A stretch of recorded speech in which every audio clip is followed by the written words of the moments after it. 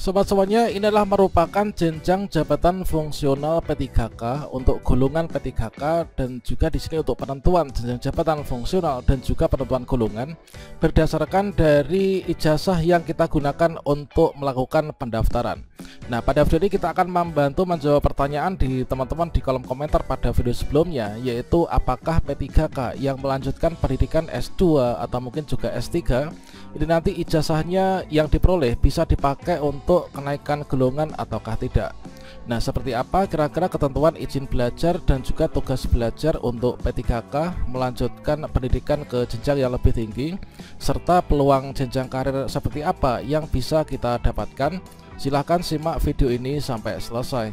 Namun sebelum kita lanjutkan, perlu saya ingatkan, bagi teman-teman yang mungkin baru saja menemukan channel ini, silakan klik tombol subscribe-nya dan aktifkan notifikasi loncengnya, sehingga nanti jika ada update video terbaru, kalian tidak akan ketinggalan informasi. Baiklah sobat-sobatnya, di sini kita akan kembali membahas terkait tentang jenjang jabatan untuk PNS dan juga P3K serta perbedaannya seperti apa. Sebenarnya pada video sebelumnya ini sudah pernah kita lakukan pembahasan terkait tentang apakah P3K bisa naik golongan ataukah tidak, apakah mendapatkan kenaikan gaji berkala ataukah tidak. Nah, di sini kita akan lebih spesifikasikan sesuai dengan pertanyaan teman-teman di kolom komentar pada video sebelumnya. Nah, di sini kita mulai yaitu dikomparasikan ya. Mulai dari yang pertama yaitu untuk daftar pangkat dan golongan bagi PNS. Dikarenakan di sini nanti akan kita bedakan dengan P3K, teman-teman. Nah, di sini kalau misalkan PNS ya, PNS itu adalah di sini untuk golongan 1 itu terdiri dari golongan 1A sampai dengan D. Ini untuk jenis pangkatnya itu mulai dari juru muda hingga juru tingkat 1 ya. Kemudian di sini untuk yang kita ambil langsung pada golongan 3 ya. Nah, golongan 3 inilah kalau misalkan ijazahnya itu S1 untuk PNS diangkat ijazah S1. Di sini nanti akan ketika diangkat ya, yang tertera di SK sebagai penentuan sebagai dasar penentuan untuk penggajian, inilah dia itu masuk ke penata muda. Inilah untuk jenis pangkatnya. Kemudian golongannya 3, kemudian ruangnya ini adalah A, teman-teman. Dan selanjutnya meskipun PNS yang bersangkutan ini ketika diangkat ini masih golongan 3A, meskipun di sini nanti tidak melanjutkan pendidikan ke jenjang yang lebih tinggi, maka di sini nanti secara berkala ya, sesuai dengan berjalannya waktu, itulah biasanya maksimal 4 tahun, maka nanti akan bisa mengajukan untuk kenaikan pangkat. Artinya golongan 3A kemudian 4 tahun kemudian ini bisa naik ke golongan 3B, kemudian bisa lagi naik ke golongan 3C, 3D dan seterusnya. Ini adalah untuk jenjang karir bagi yang PNS. Nah, selanjutnya untuk yang P3K ini adalah seperti yang kita kutip dari Perpres terbaru, yang mana untuk RPP manajemen ASN saat ini masih dalam tahap pembahasan dan sekitar nanti bulan Maret April itu akan disahkan. Namun di sini terkait tentang penggolongan ini juga tetap sepertinya masih sama, teman-teman. Jadi katakanlah di sini untuk sebagai dasar penentuan gaji dan juga tunjangan serta untuk pangkat golongan itu didasarkan dari ijazah yang kita gunakan ketika melakukan pendaftaran. Katakanlah di sini saya itu melamar P3K guru ya. Saya melamar P3K guru, kemudian ijazah saya itu adalah S1 atau mungkin juga D4. Maka di sini nanti ketika saya mendaftar itu yang saya lamar itulah pada jenjang jabatan ahli pertama guru kelas misalkan, atau ahli pertama guru bahasa Inggris. Nah, ketika saya lulus ini akan mendapatkan yaitu golongan 9. Tentunya nanti untuk penggajian itu juga akan berdasarkan dari golongan ini, teman-teman. Selanjutnya kalau misalkan kita komparasikan dengan yang PNS ya. Untuk PNS di sini kalau misalkan dari golongan 3A di sini kalau misalkan tidak melanjutkan pendidikan ke S2, maka di sini nanti selama 4 tahun kemudian akan bisa naik tingkat, yaitu dari golongan 3A menjadi golongan 3B. Selanjutnya 4 tahun lagi kita naik. Kemudian kalau misalkan teman-teman golongan 3A ini kuliah lagi di S2, maka nanti akan bisa dijadikan sebagai dasar usul untuk kenaikan pangkat yang lebih cepat ya. Jadi untuk ijazah yang kita dapatkan setelah kita itu diangkat mendapatkan SK ini nanti akan bisa dipakai untuk kenaikan tingkat, dan syaratnya ini harus memiliki surat izin belajar ataupun juga surat tugas belajar, teman-teman. Nah, selanjutnya untuk yang P3K, dan di sini terkait tentang izin belajar dan tugas belajar itu kira-kira seperti apa, dan apakah untuk ijazah yang kita miliki setelah misalkan di sini saya diangkat menjadi ASN P3K guru di tahun 2023. Ini saya lulus mendapatkan golongan 9. Apakah jika nanti saya kuliah S2 bisa mengajukan surat izin belajar atau tugas belajar? Apakah nanti setelah lulus ijazah saya nanti bisa kita pakai untuk naik ke gelombang ke angkatan ini ya, yaitu ke apa tuh, ke golongan 10, karena saya ini memiliki ijazah magister yang linear teman-teman.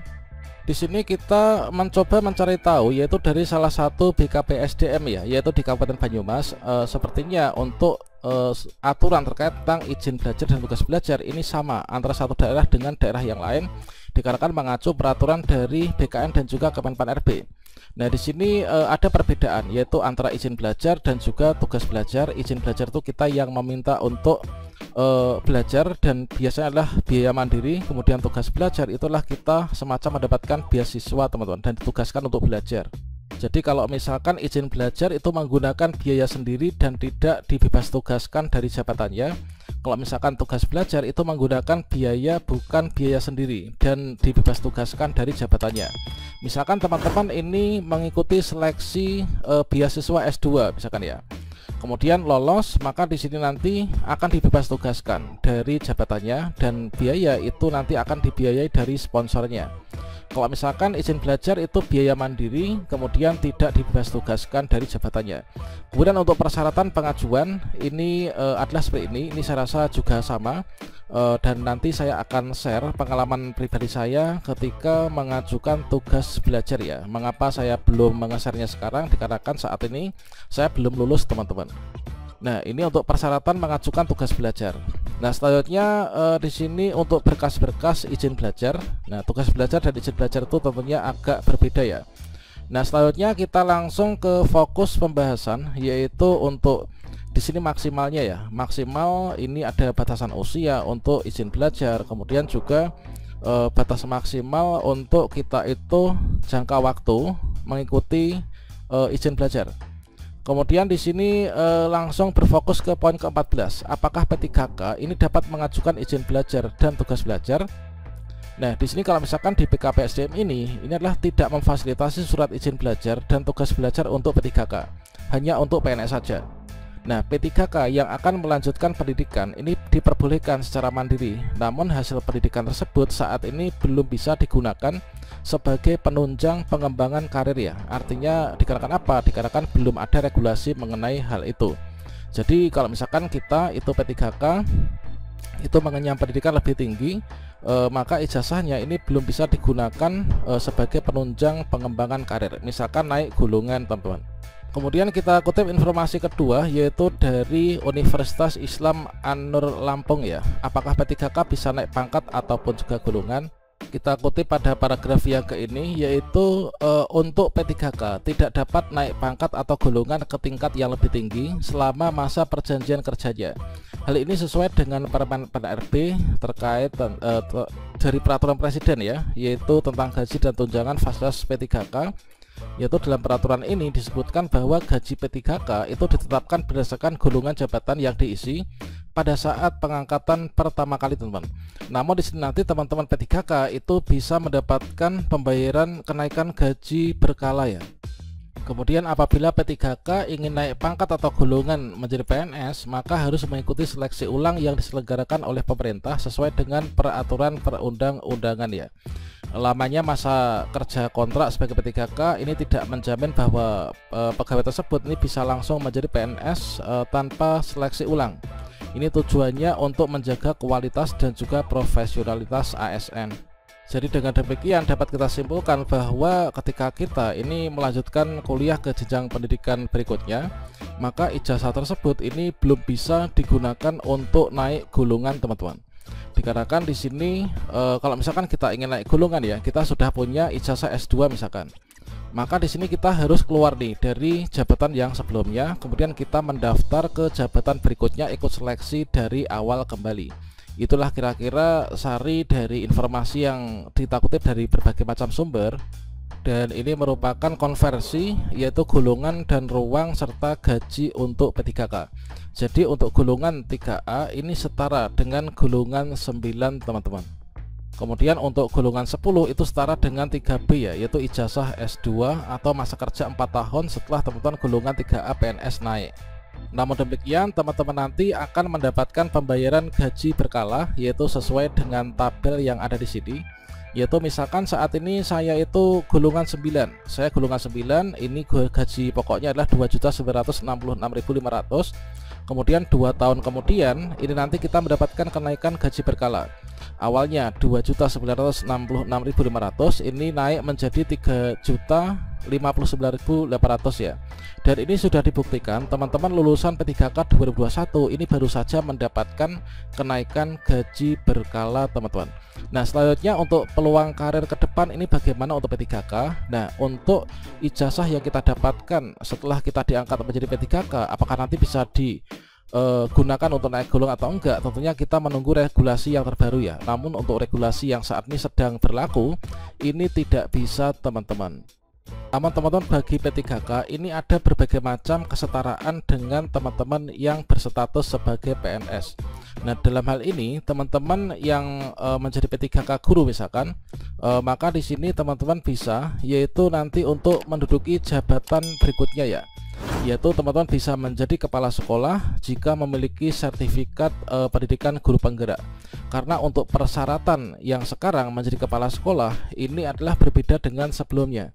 Jadi di sini sudah diatur yaitu terkait tentang golongan. Nah, di sini yang penting kita memiliki sertifikat pendidikan guru penggerak dan juga sertifikat pendidik.